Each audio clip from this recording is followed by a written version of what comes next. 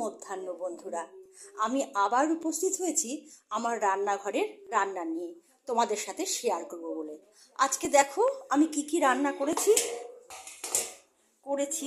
সাদা ভাত, উচ্ছে, কুমড়ো, বেগুন আর একটা ফুলকপি দিয়েছি, যেহেতু তিন তরকারি দিতে নেই, একটু ফুলকপি দিয়ে ভাজা, পালং শাকের ঘন্ট।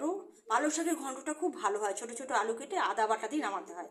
পালং শাকের ঘন্ট, মাশরুম আর ব্রকলি দিয়ে তরকারি করেছি আজকে, মাশরুম আর ব্রকলির তরকারি, শোল মাছের ঝোল ধনেপাতা দিয়ে, ডিম কষা, লাউয়ের তরকারি, লাউ দিয়ে ধনেপাতা দিয়ে তরকারি, চাটনি আর দই।